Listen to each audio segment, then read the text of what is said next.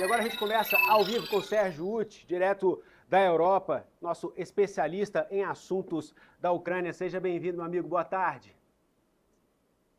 Boa tarde, Jesus. Estou vendo você falando aí com a Patrícia sobre carnaval, que agora o ano começa. Olha, para quem estava trabalhando no carnaval, foram dias intensos, porque esse assunto Ucrânia se intensificou, as coisas se intensificaram bastante desde sexta-feira, desde aquele bate-boca na Casa Branca.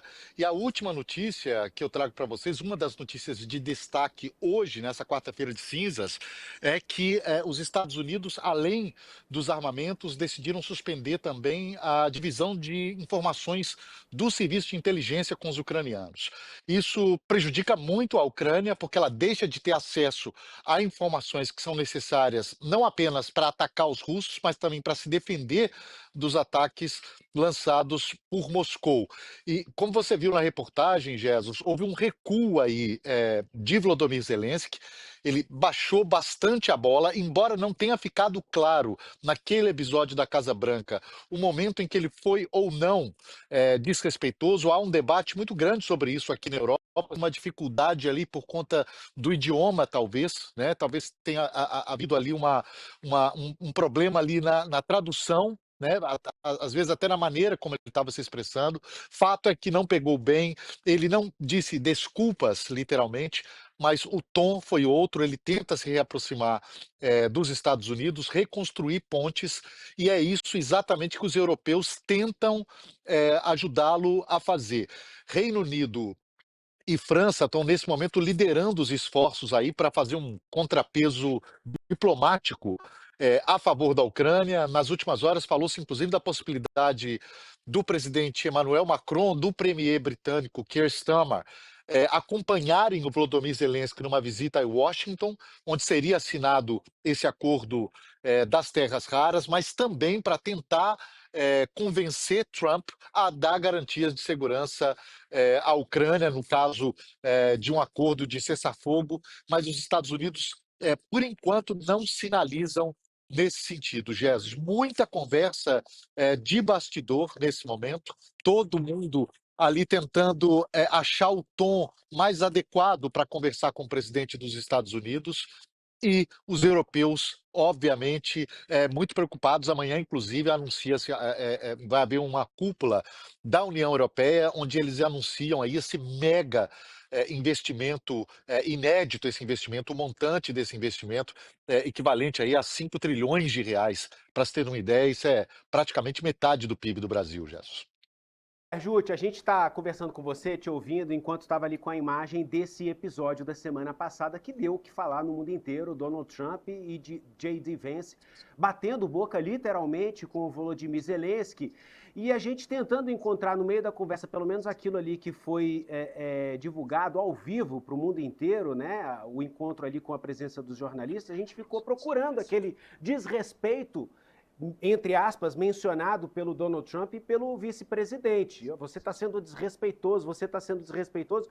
Realmente, ouvindo ali, para a gente não soou ali uma forma, uma postura desrespeitosa de Volodymyr Zelensky, e talvez até o contrário, fica aqui no ar a reflexão, o questionamento, porque quem está sendo recebido em terras estrangeiras, na casa do outro, é o próprio Volodymyr Zelensky. Você recebe uma pessoa dentro da sua casa, você quer tratar bem essa pessoa, né? Você serve ali um café, você serve um almoço que no final das contas não foi servido esse almoço, e em determinado momento a expressão corporal diz muito, Sérgio Uth. Desculpa eu me estender aqui para a gente contextualizar, tá?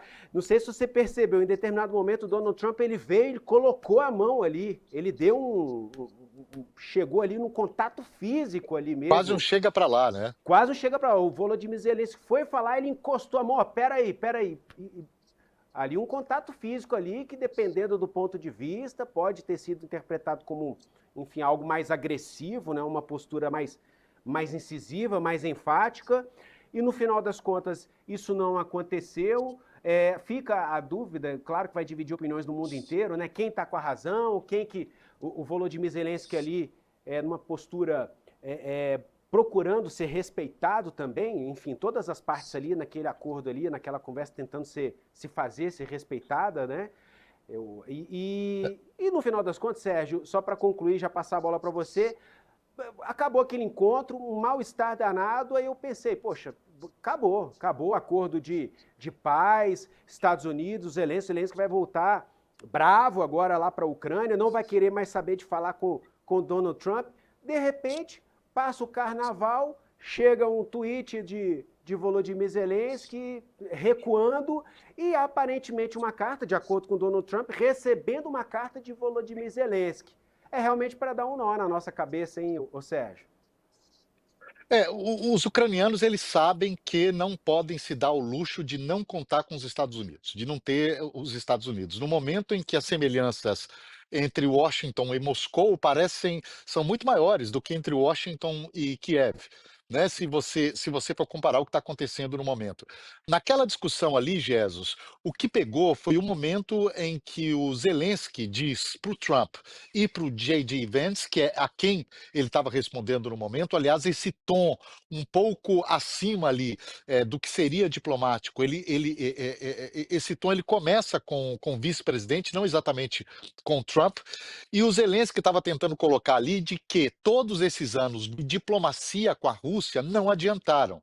Né, que a Rússia começou lá em 2014 a tomar parte do território ucraniano, com a Crimeia, e ali se passaram várias administrações dos Estados Unidos e nenhuma delas conseguiu resolver o problema do ponto de vista diplomático. O J.D. Vance interpretou isso como um desrespeito, dizer isso ali na Casa Branca, mas é fato que essa dupla ali, Jesus, o Trump e o Vance, eles usaram toda a vantagem que tinha a seu favor. O lugar, né, aquele lugar simbólico ali, o Salão Oval da Casa Branca, o idioma, por razões óbvias, é muito mais fácil para eles se expressarem do que para o Zelensky, né, que estava falando em outro idioma, e aí, além, claro, do poder político, financeiro, militar, estava tudo ali sobre a mesa, portanto, a pressão toda sobre o Zelensky. Sim, como você colocou essa questão, há também aqui há esse debate de o que exatamente foi a colocação desrespeitosa por parte do Zelensky. Mas é fato que, se ele não pediu desculpa nesta carta, tentou achar ali um tom o máximo. Ele até cita, inclusive, algo que o Trump vem dizendo muito, que deu para ele, deu para a Ucrânia os Javelins, que é um carro militar, né, um equipamento militar, e ele cita isso, foi o senhor que deu para a Ucrânia os Javelins, que é algo que funciona muito com o Trump, né? Que é praticamente, tem pessoas comparando aqui a uma diplomacia de adolescência, em que você recorre ali quase que ao emocional, né? Fazendo ali referências pessoais para conseguir resultados práticos. E com Trump, que é um político, obviamente, completamente fora da linha, essas questões costumam funcionar. E ele tentou ir por esse caminho, e claro, nesse momento, muito aconselhado pelos europeus, principalmente pelo britânico Keir Starmer e pelo francês Emmanuel Macron, a França e Reino Unido, como eu disse, liderando aí esse esforço pelos europeus. Uti, sobrou até pro figurino ali do Zelensky, né? Teve gente falando ali que deveria estar de terno ali, né? Tá procurando ser respeitado, não tá nem de paletó aqui. Pois é, teve essa pergunta, uma pergunta que, dependendo da circunstância, pode até ser interpretada como desrespeitosa. E uma pergunta em que, inclusive, não leva em conta contextos históricos de guerra, né?